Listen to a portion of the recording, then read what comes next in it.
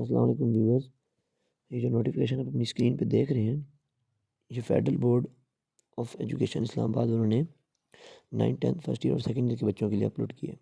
उसमें वो ये बता रहे हैं कि 10th और 12th क्लास के जो बच्चे हैं, उनके जो रिजल्ट्स आएंगे 2023 के एग्जामिनेशन के, वो मार्क्स की बेस पे आएंगे जैसे पहले आते रहे हैं।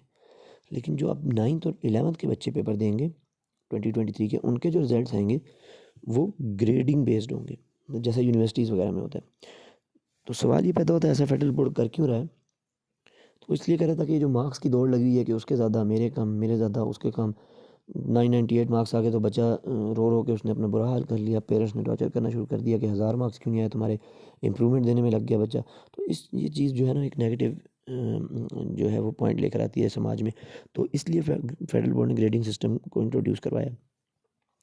तो होगा किस तरह, ये कैसे आपको ग्रेड दिया जाएगा, मैं आपको एग्जाम्पल देता हूँ। फॉर एग्जाम्पल आप ये लेट करें कि आपके 3 पेपर्स हैं टोटल, और तीनों पेपर 100 मार्क्स के हैं। वो तीनों पेपर में आपको जो ग्रेड मिलेगा उसके कॉरस्पॉन्डिंग आपको कोई ग्रेड पॉइंट मिलेगा जो कि लास्ट कॉलम में लिखा है।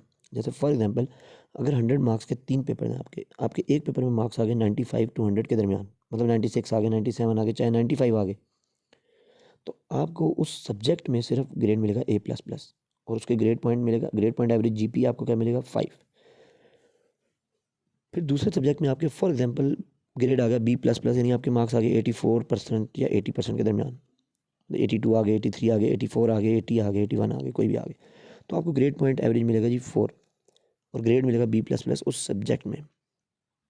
आपके रिजल्ट में लिखा होगा कि इस सब्जेक्ट में इसका इतना ग्रेड है A++, ठीक है। जब फिर तीसरे सब्जेक्ट में आपका फॉर एग्जांपल C ग्रेड आ गया, यानी 60 से 69 के दरमियान कोई भी मार्क्स आ गया आपके 100 में से, ठीक है, तो आपका ग्रेड पॉइंट एवरेज आ गया 3। तो अब मैं आपको कैलकुलेट करके दिखाता हूँ आपका GPA ग्रेड पॉइंट एवरेज किस तरह बनेगा, GPA किस तरह बनेगा उस क्लास का, आपकी 9th क्लास का या 10th क्लास का, जिस क्लास के भी आपने पेपर्स दिए।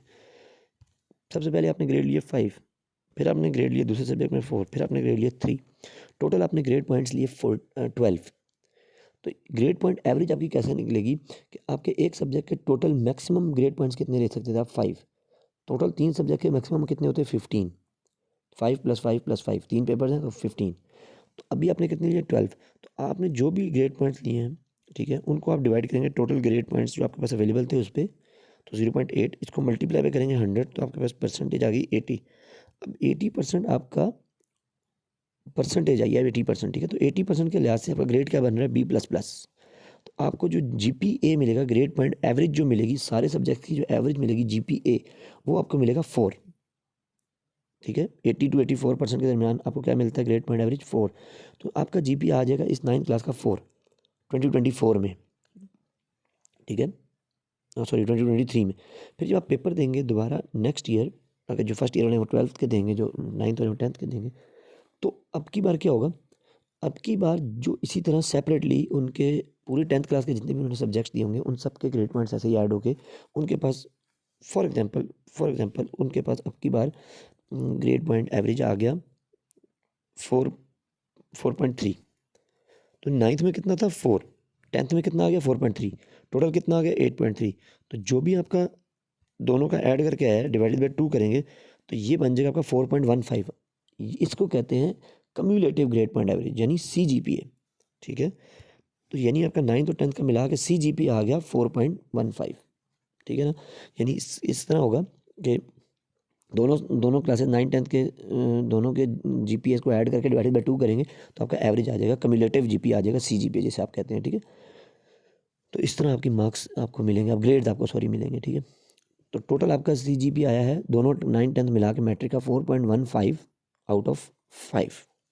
इस तरह आपकी ग्रेडिंग होगी, ठीक है।